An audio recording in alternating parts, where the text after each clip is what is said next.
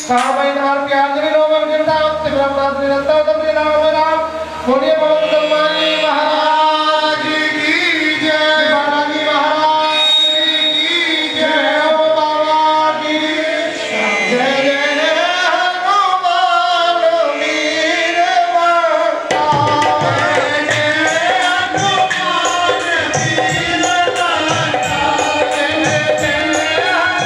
हनुमान वीर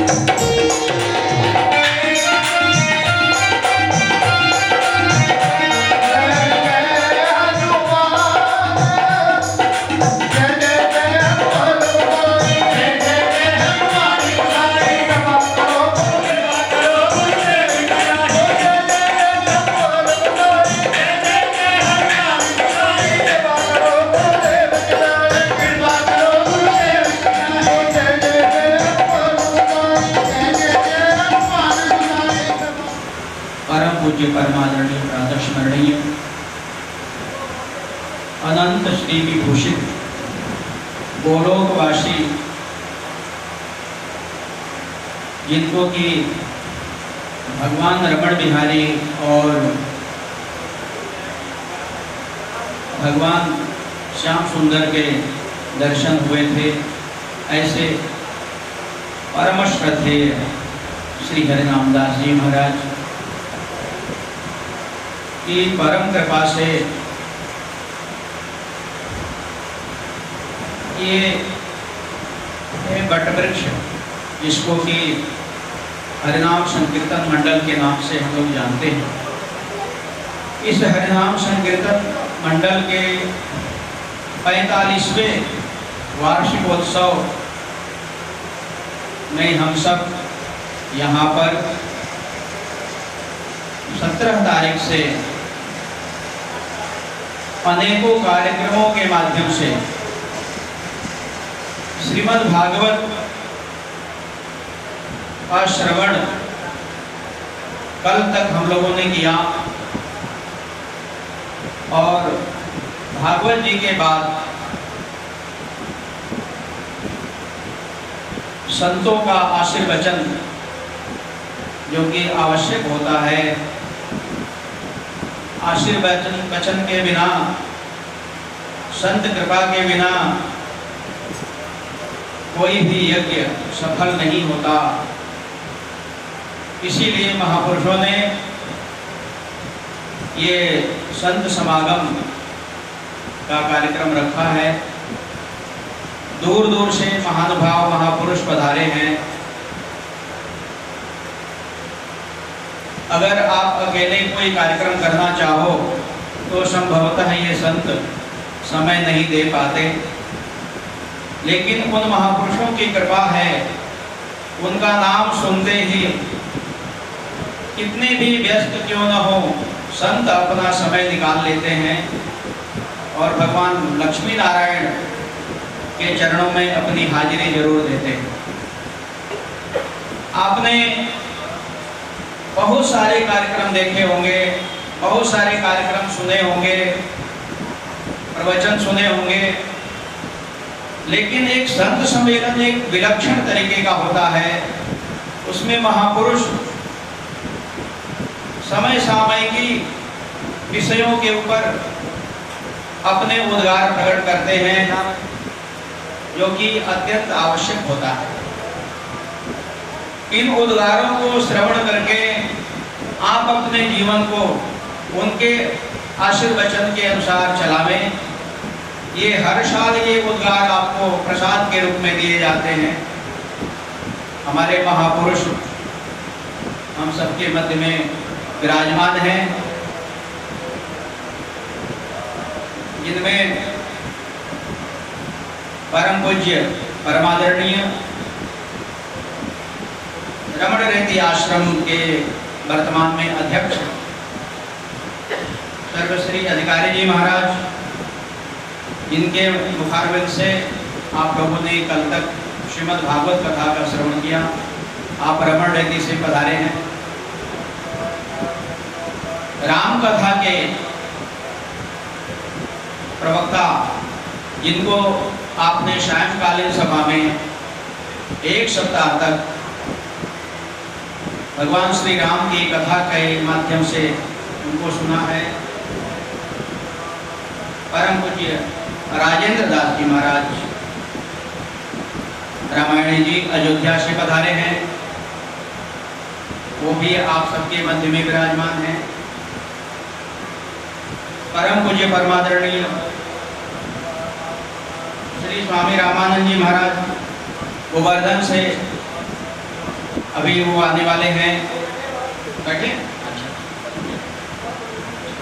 पधारे हैं। महाराज जी के दर्शन हो रहे हैं। हम संभवतः इधर से आगे दर्शन नहीं कर पाए। महाराज जी का भी दर्शन आप सबको सुलभ हो रहा है। आपके माध्यम से भी आशीर्वाचन प्राप्त होगा। और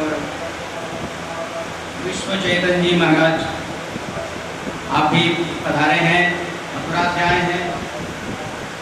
राधारमण शास्त्री जी हैं, आचार्य विष्णुदत्त मिश्र जी और नवनीत प्रियादास जी भक्तमाल और बाल योगी जी महाराज आप भी पधारे हैं। आप सब महानुभावों के प्रवचन हम सबको सुनने को मिलेंगे। आप सबसे अनुरोध है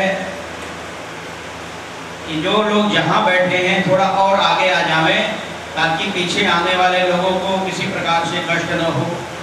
बीच में बोलना अच्छा नहीं होता है, इसलिए अभी हम प्रारंभ में ही आप सबसे निवेदन कर देते हैं, जो भी बैठे हैं अपने स्थान को और आगे आकर के बैठें, क्योंकि आपके बैठने के आगे कोई बैठ जाएगा तो आपको खुद बुरा लगेगा। 2 बजे दिया गया था, लेकिन आप सबकी सुविधा के लिए उसका थोड़ा समय बदल करके और 3 बजे के आसपास रखा गया। गर्मी बहुत पड़ रही है,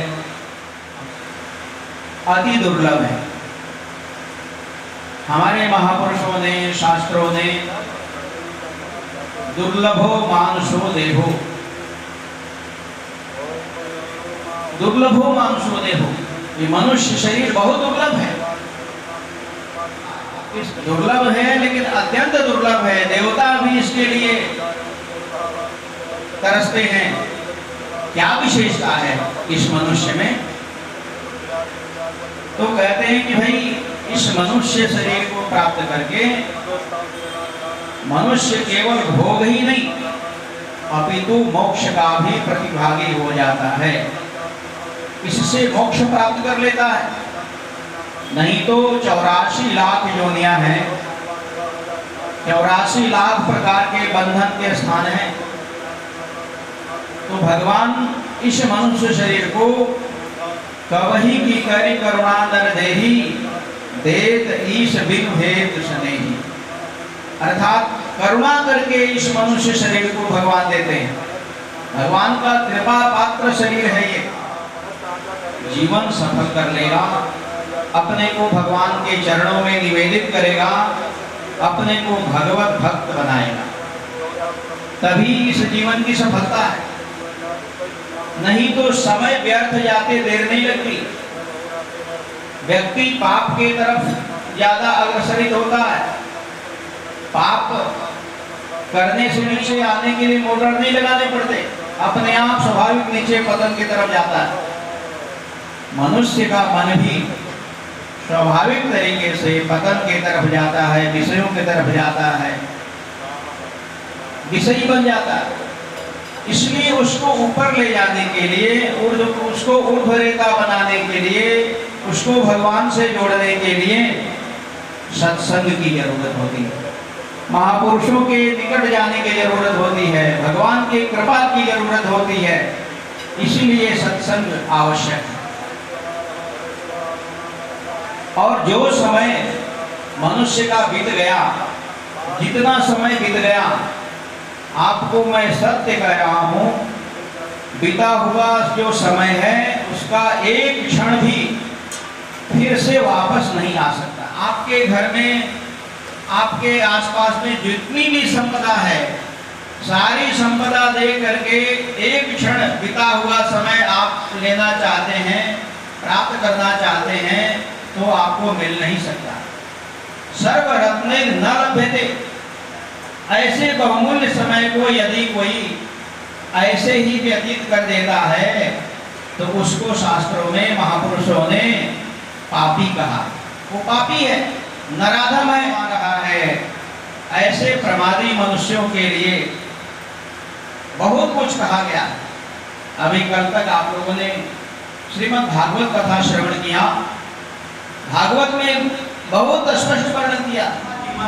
भागवत सानिध्य वाला जीवन, भगवान संतों के सानिध्य वाला जीवन, एक क्षण का जीवन भी उससे कई गुना अच्छा। हटते श्रेयसे यद, भगवान के सानिध्य में जीवन व्यतीत किया है। खट्वांगो नाम राजर्षि यात्वे यत्तामिहायुषः मुहूर्तात् सर्वमुत्सृज्य गतवान् अभयं हरिम्। अर्थात खट्वांग नाम के राजा का उदाहरण सुखदेव जी ने दिया और परीक्षित को सांत्वना दिया कि तुम क्यों घबरा रहे हो, तुम्हारे पास 7 दिन का समय है, और 7 दिन के समय तो बहुत होते हैं। एक मुहूर्त का समय खट्वांग राजा, जो कि तुम्हारे ही पूर्वज हुए हैं, उनको एक मुहूर्त का समय मिला था, उनको लगाया और लगाने के बाद उन्हीं के स्वरूप में विलीन हो गए। इस तरीके से सत्संग की बड़ी महिमा है। एक क्षण की अपनी कीमत समझ लिया और एक क्षण में लोग दुनिया भर की तैयारी करते हैं, पता नहीं कितने वर्ष लगाते हैं। ये तैयारी जरूरी है, पता नहीं कब ऐसा मुहूर्त, कब ऐसा समय आ जाएगा।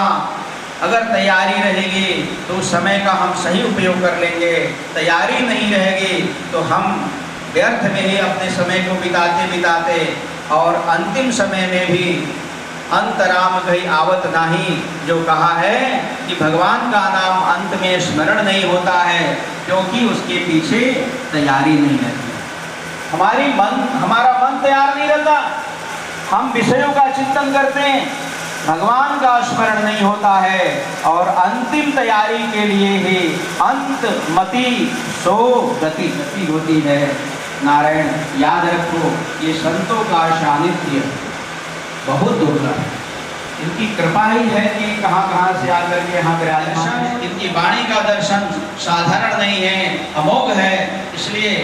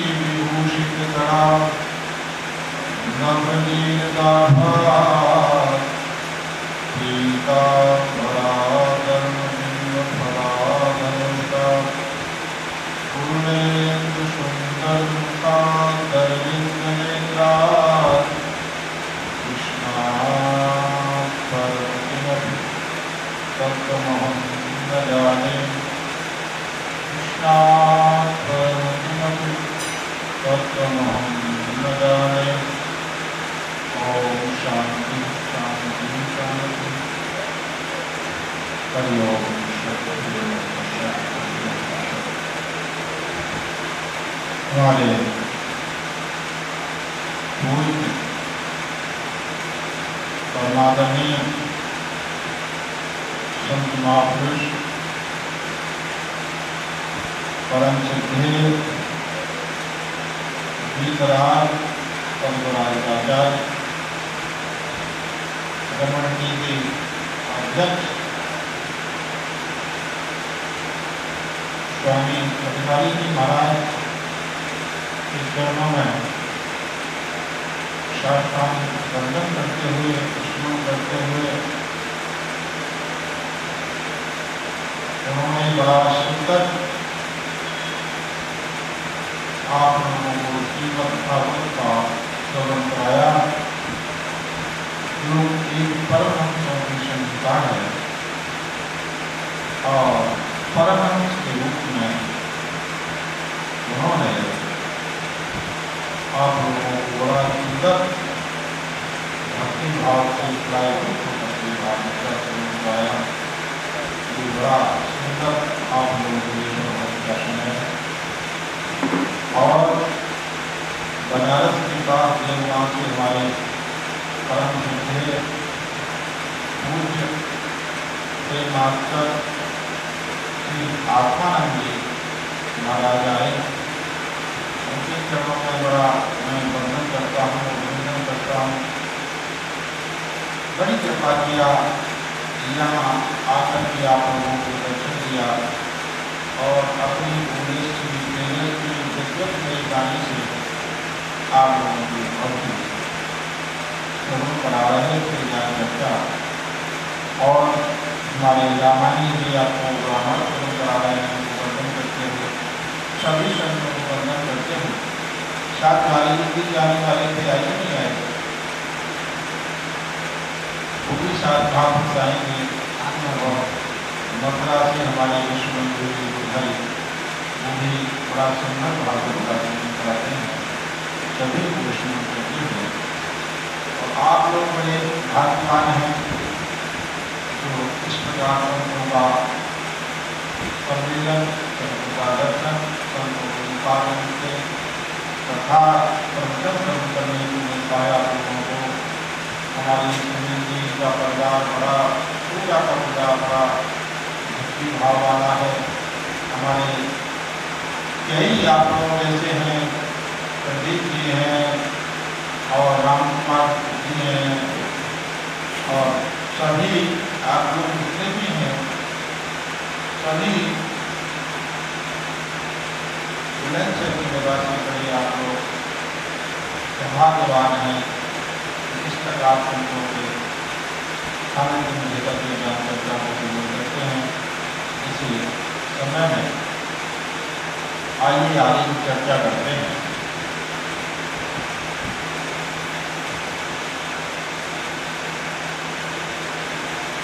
देखिए, अनेक महिलाएं होती हैं, अनेक बेटियां होती हैं, लेकिन संतान के लिए, अपनी संतान के लिए माता जैसी महिला नहीं होती। संतान के लिए माँ मातृदेवो भव, कोई माने कि न माने, लेकिन संतान के लिए साक्षात एक माता है। अनेक पुरुष होते हैं, लेकिन संतान के लिए पिता आम पुरुषों के समान नहीं है। उनके लिए भी पितृदेवो भव, पिता संतान के लिए साक्षात देवदत्त है। इसके अंत से हमको स्वीकार नहीं मिलता है। ऐसे ही अनेक कृष्ण हैं। भागवत ने कहा येन तेन प्रकारेण कृष्णे बुद्धिं। ऐसे ही अनेक युधिष्ठ हैं। माला में अनेक मोती होते हैं और मोतियों में धागा पड़ा रहता है। सभी मोती धागे के आश्रय से रहते हैं। गुरु भाई आपको बंधन हो, बंधन हो भाई, गुरु भाई आए हैं,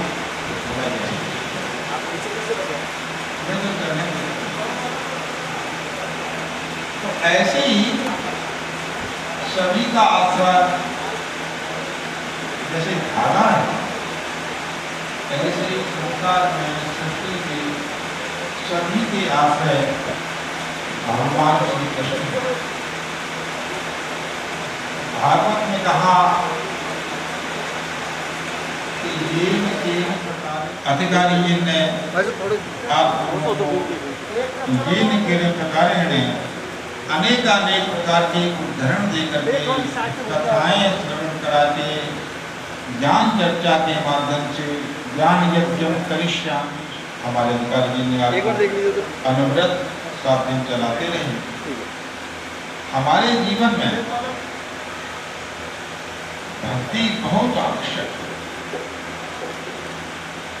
भागवत का सिद्धांत सबसे पहले भक्ति से शुरू होता है।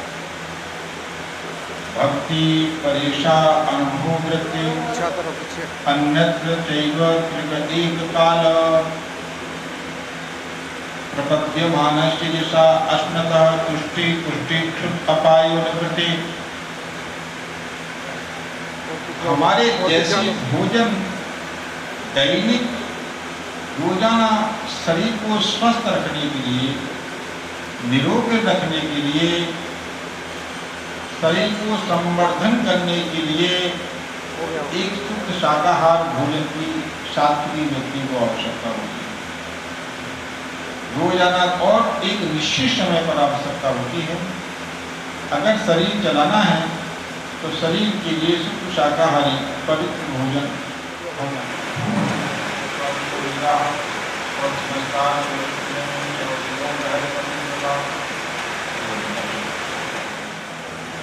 और आप सृष्टि होती चली जाती है। भोजन करने के बाद फिर कहा जाए कि आप प्रसाद और ले लीजिए, तो फिर व्यक्ति प्रसाद कहता है कि अब हमारी क्षुधा की निवृत्ति हो गई, भूख हमारी मिट गई, अब हमको भोजन की आवश्यकता नहीं। फिर भोजन की आवश्यकता नहीं समझता, तो कहीं न कहीं कोई किसी की करता है। जो जिसके प्रति आस्था है, जो जिसके प्रति प्रेम है, जिसका जिसके प्रति लगाव में आसक्त है, कोई किसी स्त्री में आसक्त है, कोई किसी भोग में आसक्त है, कोई संसार की में आसक्त है। जहाँ तुम अच्छी प्रकार से लगाव है आपका, वही आदमी मुक्ति हो जाती है। लेकिन ये परमात्मा की भक्ति भागवत के आधार पर 2 प्रकार का कार्य करती है। एक तो सबसे ज्यादा हमारे मन के अंदर जो विकार जाते हैं, आप देखते हो अनेक प्रकार के संशय युक्त हमारे जीवन में विक्षेप उत्पन्न करने वाले, हमारे जीवन को बिगाड़ने वाले, हमारे जीवन में विक्षेप उत्पन्न करने वाली बातें होती हैं। भगवद गीता में कहा है संशय आत्मा विनाश। संशय जब तक हमारे आत्मा मन बुद्धि के अंदर रहता है तो हमको विनाश की हो जाता है। संदेह संसांत्रिक छोटी की संशय हमारे मन की जो शांति है उसको क्षय कर देता है, उसको निकाल के बाहर फेंक देता है, हमको अशांत कर देता है। आज संशय में पता नहीं कितने रिश्ते टूट जाते हैं और बड़ा पवित्र संबंध,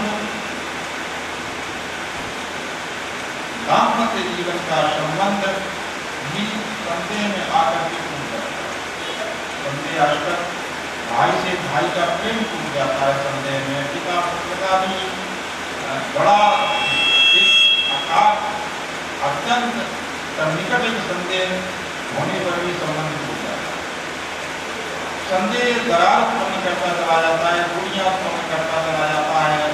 संदेह का अस्तित्व होने कुछ भी नहीं है, जाने की निमित्त है। वास्तविकता का ज्ञान होने पर निवृत्त हो जाता है, बड़ा पश्चाताप होता है।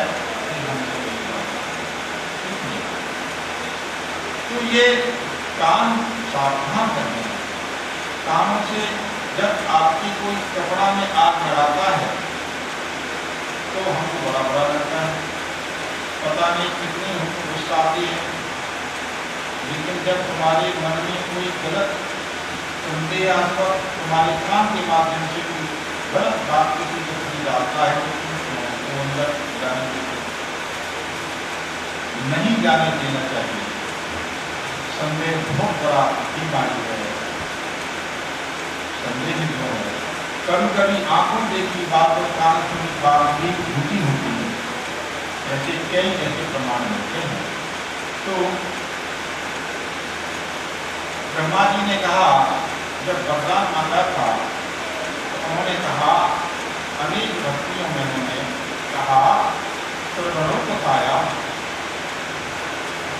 मेरे कान जो दिए हैं वो आपने हैं और नित्य निरंतर मेरे आपकी कथा को श्रवण करने में कथु ने भी वरदान मांगा कि 10 को एक और एक प्रधान माने 1000 कानों को तो कहाँ लग सकता है, लेकिन 1000 कानों में ये श्रवण करने की शक्ति है, हजारों कानों में ये श्रवण करने की शक्ति है, वो मेरे कानों के अंदर हो ताकि मैं हजारों कानों की शक्ति को प्राप्त करके भगवान आपकी कथा को श्रवण करता हूँ।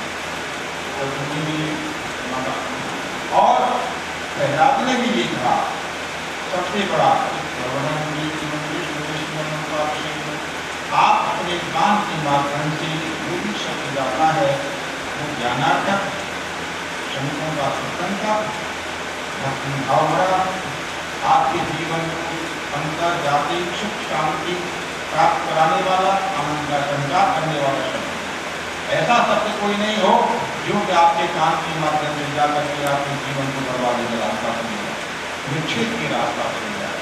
इसलिए कहीं कहीं शास्त्रों की जो बात है वो हमारे जीवन से बड़ा घनिष्ठ संबंध रखते हैं, लेकिन आज समय बदलता जा रहा है। श्रवणम, अच्छा जब आपने श्रवण किया है तो अंतःकरण में आपकी भक्ति भाव भरी परमात्मा की कथाएं आपके अंदर हैं, तो अगर कोई भक्त मिलता है उसके सामने भगवान का नाम श्रवण कराइए। अब हमारे आज्ञाकार हैं, अभी आपको श्रवण किया महाराज जी ने तो आपको कीर्तन किया, वाणी के माध्यम से श्रवण कराया। श्रवण शक्ति तात्पर्य के द्वारा वाक्यार्थ को हृदयंगम कर लेना श्रवण है। हमारे कानों में शक्ति है, बोला गया शब्द है, शब्द के अर्थ को हम समझते हैं और उसको अच्छी प्रकार से हमें हृदय में बताइए।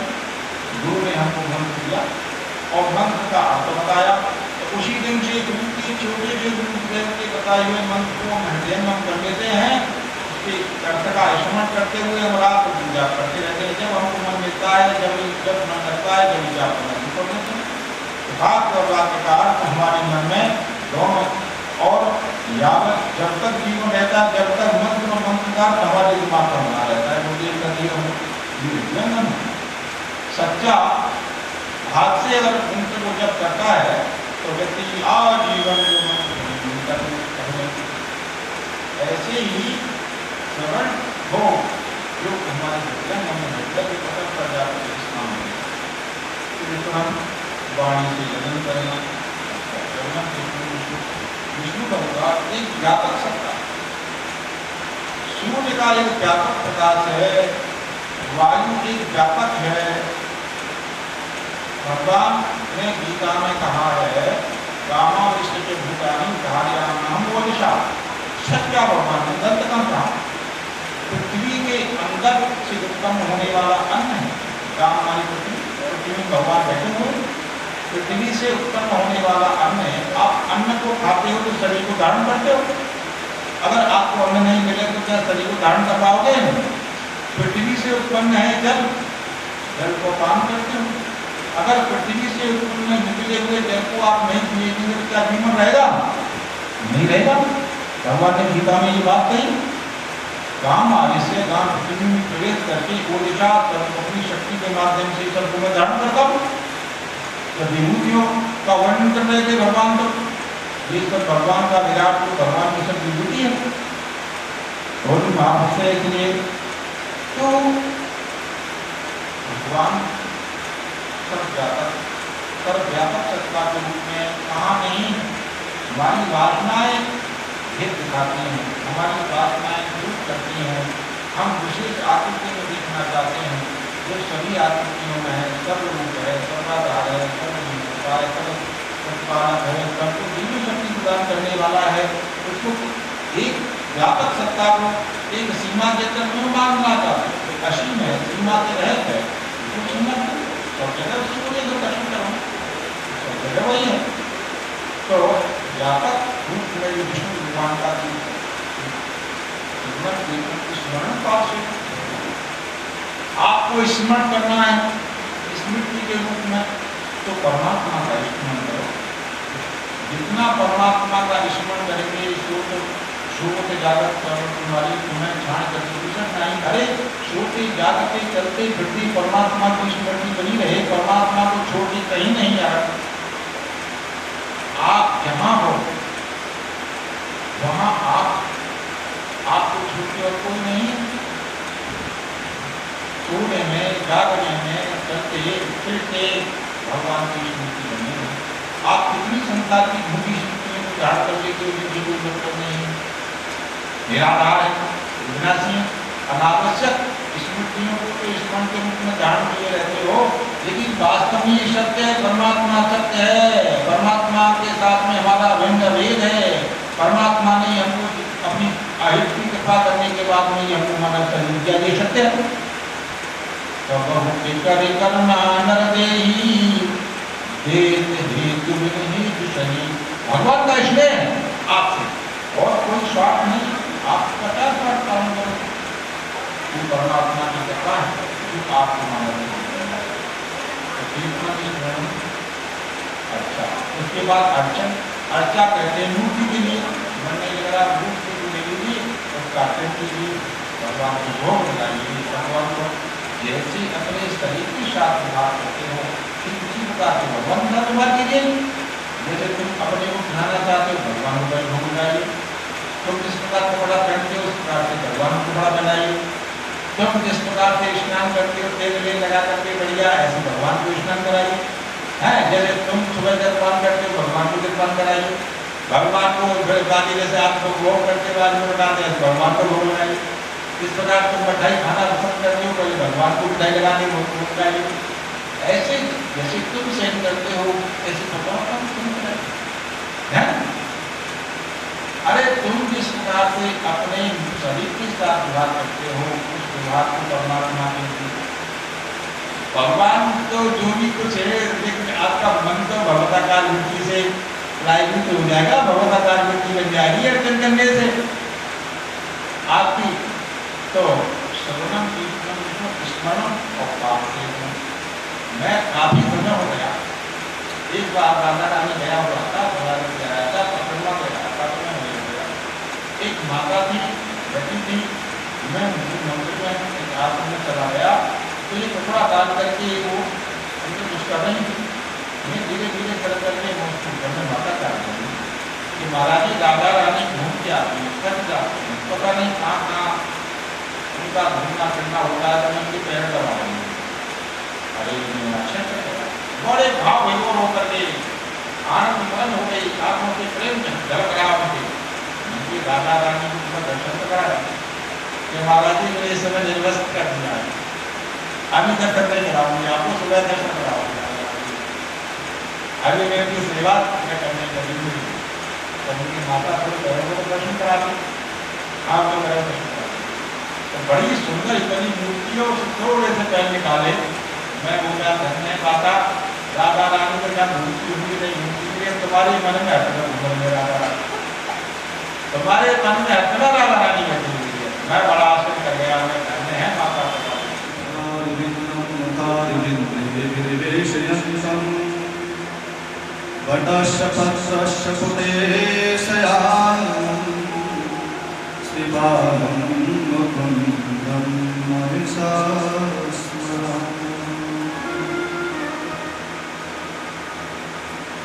परम मंगलमय आज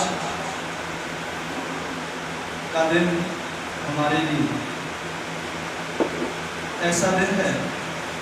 आज हम जो मध्यस्थ जो हमारे पूजनीय श्री सभी महापुरुषों के हम सब लोग चरणों में वंदन करते हैं। और मैं तो आपको सही बताऊं, मैं महाराज जी से पढ़ा हूं, क्योंकि मैं महाराज जी की गोदी में ही बैठ करके पढ़ा हूं और मैं महाराज जी का बच्चा हूं। जब महाराज जी ने मुझसे बोला कि बेटा तुम भी बोलो, तो जब एक पिता अपने पुत्र से कहता है कि बेटा तुम स्कूल जाओ, तो पुत्र के अंदर हिम्मत हो जाती है कि मेरा पिता कह रहा है मुझसे, और कोई कहता है तो डरता है बच्चा, लेकिन जब पिता कहता है तो उसमें हिम्मत आ जाती है। तो मैंने महाराज जी से कहा, महाराज जी जो आपकी आज्ञा। तो आज हम सब लोग ऐसे महापुरुषों के चरणों में बैठे हैं कि महाराज जिनके प्रत्येक अंग से हम सुन रहे हैं, अभी सुन रहे थे भक्ति। क्या सुन रहे थे कि भक्ति कैसे आए। जिन महापुरुषों के प्रत्येक अंग से अगर यदि भक्ति झलकती हो तो आज हम यहाँ दर्शन कर रहे हैं, क्योंकि महाराज हमारे शास्त्रों में कहा गया है, साधु नाम दर्शनम पुण्यम तीर्थ होता ही साधु। महाराज साधु संतों के दर्शन करने तो तीर्थों में जाने की कोई आवश्यकता नहीं है। तो आज हमने सभी तीर्थों का फल पाया है। भक्ति महाराज जी कह रहे थे, परम पूज्य श्री, जो हम नाम नहीं लेंगे, हम जो महाराज जी से भी पढ़े अभी, जो जिन्होंने प्रवचन किया महाराज जी ने, क्योंकि हम अपने बड़ों का नाम नहीं लेते, तो मैं महाराज जी से भी पढ़ा हूं। तो भक्ति के बारे में महाराज जी बता रहे थे कि भक्ति करना चाहिए, और भक्ति कहां से मिलती है? संतों के चरणों से। और संतों के पास में भक्ति कैसे मिलती है पता है? संतों के पास में भक्ति इसीलिए मिलती है, जब हम जाते हैं महापुरुषों के पास, तो महाराज जी हमको, जैसे आप लोग रमण रीति जाते हैं तो महाराज जी के पास गए, तो महाराज जी से जब से दीक्षा ली, और दीक्षा लेकर के जैसे आपने गुरु मंत्र धारण किया, वहीं से भक्ति प्रकट चालू हो गई। ध्यान रखना, क्योंकि नाम ही भक्ति है। क्योंकि अंतिम में श्रीमद् भागवत महापुराण में कहा गया है कि नाम संकीर्तनम यस्य सर्व पाप प्रणाशम। नाम ही भक्ति है। और भक्ति कैसी है पता है? आपने रास देखा होगा, तो रास में हमारे ठाकुर जी और किशोरी जी से कह रहे हैं, पता है क्या कह रहे हैं? कहाँ जाएगी पतंग तेरे हाथ में है डोर, ओ कहाँ जाएगी पतंग तेरे हाथ में है डोर, बन नाचे नंदनी को आली नंद को किशोर। पता है भक्ति कैसे आती है? भक्ति महारानी जो राधा रानी का जो स्वरूप है, वो हमारे हृदय में आसन, जो आसन है ना, आसन भक्ति महारानी का आसन, उसी पर आकर के भगवान विराजते हैं। और भक्ति कौन कर सकता है? गोपी। महाराज जी वर्तमान में तो ये भी कहा गया है कि समस्त संतों को गोपी कहा गया है। और हमारे कलयुग में अभी ज्यादा समय नहीं बीता है, मीराबाई, आप सब लोगों ने नाम सुना है। मीराबाई ने कैसी भक्ति करी, कैसी भक्ति करी पता है? ओ बाला रे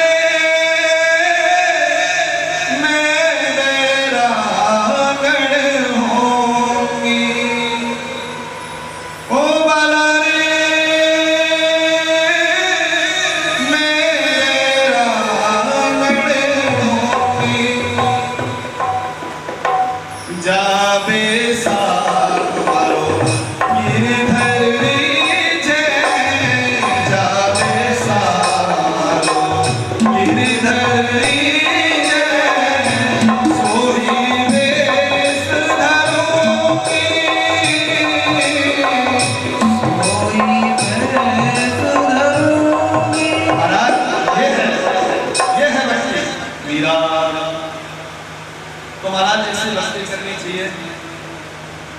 और वास्तव में भक्ति श्री सद्गुरुदेव भगवान के चरणों में बैठ करके ही होती है। एक आपको विशेष बात बताऊं मैं, आप ये ध्यान रखना, संतों के प्रति, महापुरुषों के प्रति, श्री सद्गुरुदेव भगवान के प्रति अटूट श्रद्धा और विश्वास होना चाहिए। जहाँ पर ये चीज होती है वहाँ स्वयं ठाकुर जी पीछे पीछे चले जाते हैं, भक्ति वही देते हैं। और महाराज जी मैं बस छोटा सा दृष्टांत सुना कर, दृष्टांत नहीं, सत्य घटना है महाराज जी, मैं आपको बस, और आप सब लोग सुने, बस 5 मिनट क्या है, उससे आपको पता लगेगा कि वास्तव में कि सद्गुरुदेव क्या होते हैं और शिष्य के अंदर कैसी निष्ठा होनी चाहिए। ऐसी निष्ठा कि महाराज वृंदावन में एक प्रसिद्ध महापुरुष थे, खाक चौक है, उस खाक चौक पे महाराज जी रहते थे। उनको खाक चौक वाले महाराज जी के नाम से सब लोग जानते थे। तो वो एक दिन सभी भक्तों को दर्शन दे रहे थे। महाराज बड़े तपस्वी, जैसे हमारे परम पूज्य प्रातःस्मरणीय श्री सद्गुरुदेव भगवान, उनके पास जो भी जाता है वो कुछ ना कुछ लेकर के आता है, ये पक्की बात। तो महाराज तो जब दर्शन दे रहे थे तो वहां पर वाराणसी से महाराज जी, ये जो हमारे भक्त माली जो मामा जी, उनके साथ में एक वाराणसी के पास में गांव है, वहां से एक व्यक्ति उनके साथ में आया कि महाराज जी आप हर साल जाते हैं वृंदावन, आपके साथ में मैं भी चलता हूँ। तो उनके साथ में वृंदावन आए तो वो खाक चौक वाले महाराज जी के दर्शन करने आते थे। तो महाराज जब वो दर्शन करने आए तो जैसे ही देखा ऐसा महापुरुष, उसका नाम था मोहन, जो मामा जी के साथ में आया था। भक्तमाली थे, नारायण दास भक्तमाली जी, क्योंकि उनका भी नाम ले लेना चाहिए, बड़े महापुरुष थे वो भी। तो महाराज उनके साथ में जैसे दर्शन किया खाक चौक वाले महाराज जी का, तो महाराज तो वो उसने कहा कि महाराज जी मैं तो अब आपसे ही वेश धारण करूंगा, मैं आपसे गुरु दीक्षा दूंगा। क्योंकि किसी महापुरुष के पास जाकर के लगता है ना कि इनसे मुझको कुछ लेना चाहिए, और वास्तव में उसके लिए कुछ मिलता है, ये पक्की बात है। तो मैं बेच लूंगा महाराज जी आपसे, अब मैं नहीं जाऊंगा। तो महाराज जी खाक चौक वाले महाराज जी ने कहा कि अभी तुम बेच लायक नहीं होगी महाराज, लेकिन अब तो उसके अंदर ज्यादा श्रद्धा जगी, नहीं मैं तो बेच लूंगा। तो ये केंद्र प्रकार है ना, तो उन्होंने फिर उनको बेच दे दिया और गुरु मंत्र दे दिया, और गुरु मंत्र दे करके कहा कि बेटा जितना हो सके उस गुरु मंत्र को नाम ध्यान रखना, कहां से भक्ति, केंद्र भक्ति है, ध्यान रखना। तो नाम जैसी गुरु दीक्षा दी और कहा कि बेटा जाओ जितना हो सके इसका जाप करना। अब वो वहां से अपने गांव के बाहर आकर के और एक वृक्ष के नीचे बैठ करके गुरु मंत्र का जाप चालू करना। अब जैसे ही महाराज चालू किया, ये ध्यान रखना, चाहे गृहस्थी हो चाहे महात्मा हो, जब गुरु मंत्र का जितना निरंतर जाप किया जाता है तो रिद्धि सिद्धियां आगे पीछे घूमने लगती है, ध्यान रखना। अब महाराज कुछ समय के बाद क्या होता है कि गांव से कुछ व्यक्ति उनके दर्शन करने के लिए आए कि साहब अब तो एक महात्मा है और उस महात्मा के दर्शन करने चलते हैं। और जैसे आए उन्होंने देखा तो उन्होंने कहा कि महाराज जी आपके लिए, आप वृक्ष के नीचे बैठे हैं, आपके लिए कुछ पर्णकुटी बना देते हैं, आप इसमें रह करके जप करना।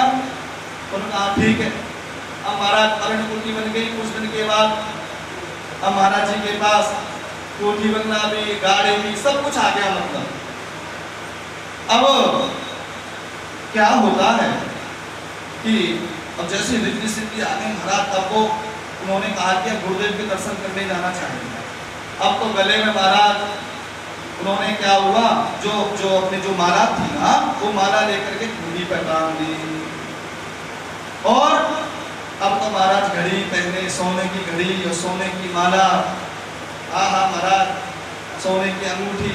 अब जैसे दर्शन करने के लिए आए गुरु जी के पास, तो उन्होंने देखा कि गुरुदेव मैं आपका मोहनदास। तो उनका बेटा तू मेरे मोहनदास नहीं है। तो महाराज खूब प्रार्थना करी, फिर गुरुदेव ने कहा कि बेटा नहीं है। तो उन्होंने क्या किया, अपने पॉकेट से 100 उस जमाने में, आज से करीबन 50 साल पहले की घटना सुना रहा हूं मैं आपको।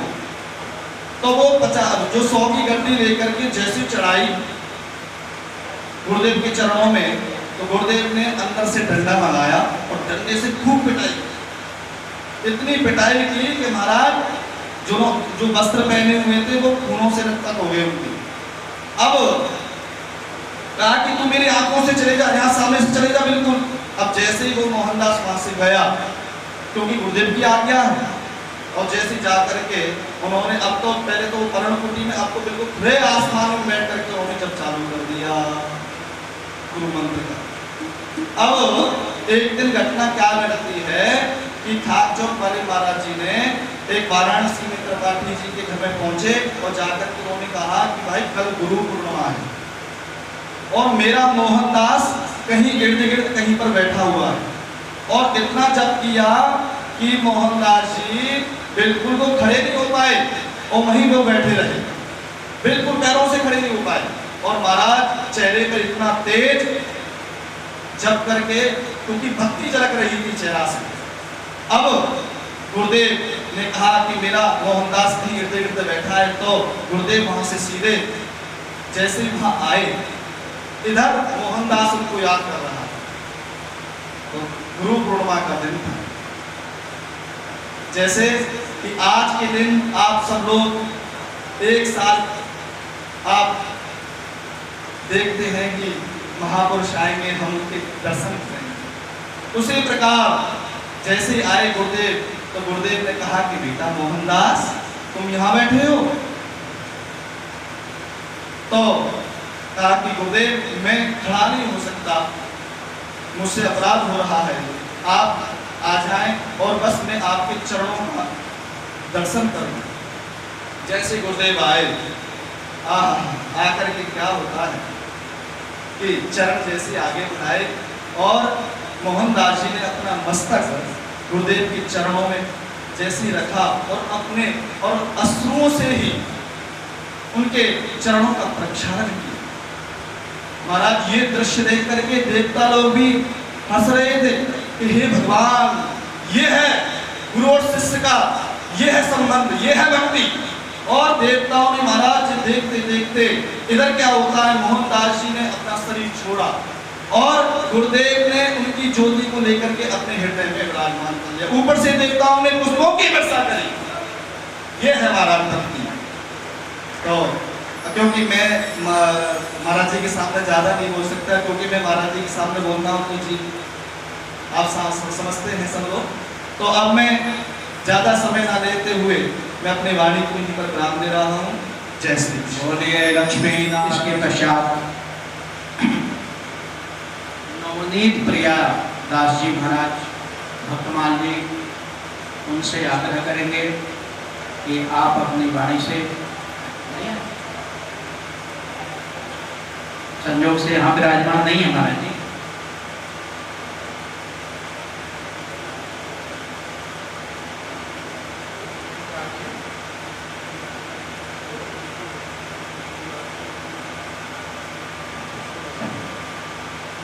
नारायण नारायण। तो नवनीत प्रियादास जी हमारे मध्य में यहाँ उपस्थित नहीं हैं। हमको लिख के जैसा नाम दिया गया है उसके अनुसार हम संचालन कर रहे हैं, लेकिन विराजमान नहीं। बाल योगी जी महाराज भी, उनका भी नाम हमारे रजिस्टर में है, लेकिन वो भी अभी पधारे नहीं हैं। जब आएंगे उनको भी हम लोग श्रवण करेंगे। हम सबके मध्य में मथुरा आश्रम से परम पूज्य श्री विश्व चैतन्य जी महाराज, जो कि भागवत भूषण है, अपने मधुर वचनों के लिए